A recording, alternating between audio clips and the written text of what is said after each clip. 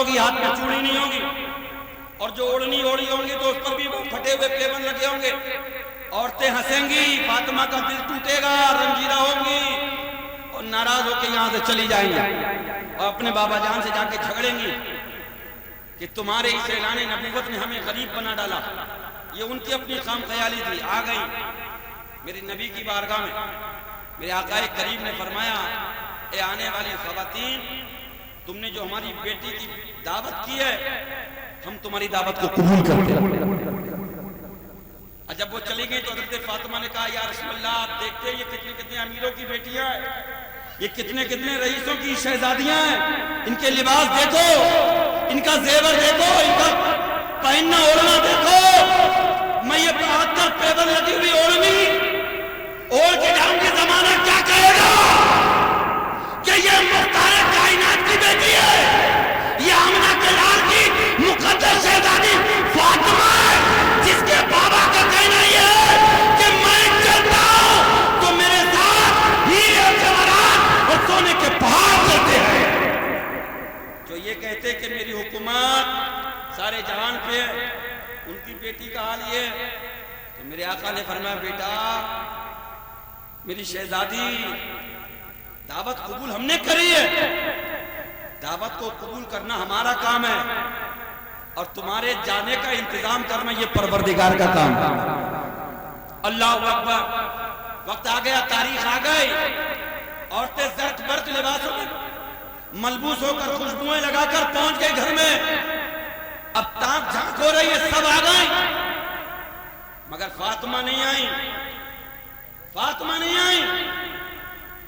عورتیں دیوار سے جھانک رہی ہیں. اچانک تھوڑی دیر کے بعد کچھ خوشبو آئی اور کچھ زیور اور لوگوں کی بول چال کی آواز آئی. جب عورتوں نے باہر جھانک کے دیکھا تو دیکھا بہت لمبا ایک کوئی لشکر، کوئی بہت بڑا قافلہ آ رہا ہے اور سب نورانی لباس میں ملبوس ہیں اور سب سر سے لے کر پاؤں تک ڈھکی ہوئی ہیں.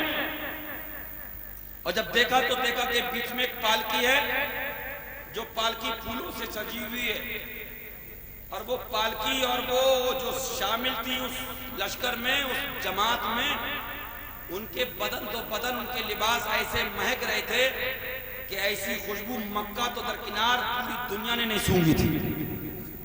اب جب عورتوں نے دروازہ کھولا تو دیکھا کہ یہ کون. جب پالکی رکھی گئی، جب پالکی کو رکھا تو اس پالکی میں سے سیدہ فاطمہ اتری. حضرت فاطمہ کو دیکھ کر مکہ کی عورتیں تنگ رہ گئیں. کبھی تو فاطمہ کو دیکھتی ہیں، کبھی وہ فاطمہ کی پالکی کو دیکھتی ہیں، کبھی پالکی اٹھانے والی ان کنیزوں کو دیکھتی ہیں. حیران ہو گئی، پوچھا فاطمہ یہ سب کہاں سے ہوا؟ تو فاطمہ نے کہا یہ سب میرے بابا نے کیا ہے. کہا تمہارے بابا کو کس نے دیا؟ کہا میرے بابا کو پروردگار نے دیا ہے. تو وہ عورتیں بول اٹھی، اے مکہ کی عورتوں، ارے جب فاطمہ کا عالم یہ ہے تو پھر فاطمہ کے بابا کا عالم کیا ہوگا؟ اور جب ان کا عالم یہ ہے تو پھر فاطمہ کے بابا کے خدا کا عالم کیا ہوگا؟ کلمہ پڑھتی ہیں اور مسلمان ہو گئے. نعرہ تکبیر، نعرہ رسالت، مسلک اعلیٰ حضرت، مسلک اعلیٰ حضرت، مسلک شہید عالم کانفرنس، نعرہ تکبیر. سبحان اللہ. بہت چھوٹی سی ہے یہ، بہت سارے ان کے فضائل ہیں، ان کے ہی وہ سپوت ہیں، ان کے ہی وہ پوت ہیں، ان کے ہی وہ بہادر ہیں. بیٹا بھی شہید ہے، پوتا بھی شہید ہے اور ان کے نواسے بھی شہید ہیں. یہ وہ خاتون ہیں کہ جنہوں نے اپنے بیٹے کو بھی راہ اسلام میں قربان کیا اور اپنے جوان پوتے علی اکبر کو بھی شہید کیا، اور جنہوں نے اپنے سگے نواسے انہوں محمد کو بھی شہید کیا. اور جب سب شہید ہو گئے تو عاشورے کی رات، عاشورے کا دن گزر کے جب 11ویں رات آئی، آپ کی بیٹی سیدہ زینب جب کربلا میں شہیدوں کو اکٹھا کر رہی تھی تو یہی فاطمہ اپنی تربت سے نکل کر کربلا میں پہنچ گئی تھی. ہاتھ اٹھائے تھے، رات کے اندھیرے میں کہا تھا مولا تو اگر اہل بیت کا خون لینے پہ راضی ہے تو نبی کے گھر والے اپنا خون دینے پہ راضی ہیں، مگر اے پروردگار میرے اہل بیت کے خون سے نانا کے دین، میرے بابا کے دین کو زندہ کر دینا۔ ان کے ہی جابادوں نے، ان کے ہی سپوتوں نے اور ان کے ہی بہادروں نے اپنی عظیم قربانی دے کر ہم تک اور آپ تک یہ اسلام پہنچایا، اور کربلا کی وہ تاریخ نے وہ ایسی تاریخ لکھی ہے، ایسی تاریخ لکھی ہے کہ اب آپ کے بعد کوئی دنیا میں اب ایسی مثال پیش نہیں کر سکتا۔ اللہ تعالیٰ ہم سبوں کو فیضان اہل بیت سے مالا مال فرمائے، اور ان کے برکتوں سے اللہ دونوں جہان کی دولت نصیب فرمائے۔ کلمہ پڑھنے لا الہ الا اللہ محمد رسول اللہ۔ کل کا جو پروگرام ہے اس میں شاعر اسلام عثمان رضا ہارونی اور ناظم اجلاس مولانا شاداب رضا نیا گاؤں اور علامہ فہیم اختر صاحب یہ تشریف لا رہے ہیں۔ سب لوگ اس میں کثرت کے ساتھ شرکت فرمائیں، اور یہ جو کمیٹی کے بچے ہیں ان کی مدد کریں، ان کا حوصلہ بڑھائیں۔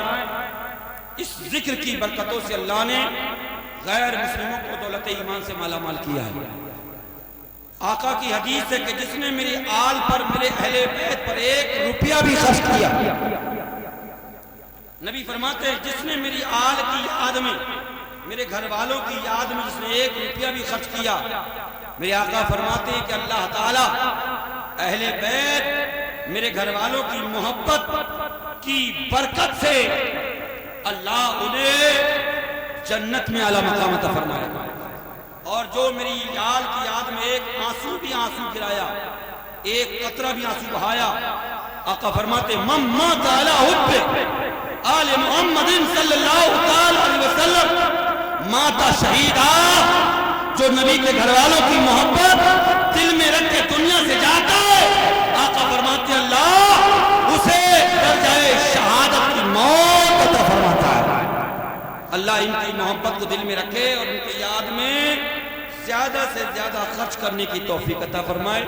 ان بچوں کی آپ مدد کریں تو انشاءاللہ اس ذکر حسین کی برکتوں سے ہم سبوں کا بیڑا پار ہوگا۔ السلام علیکم ورحمۃ اللہ۔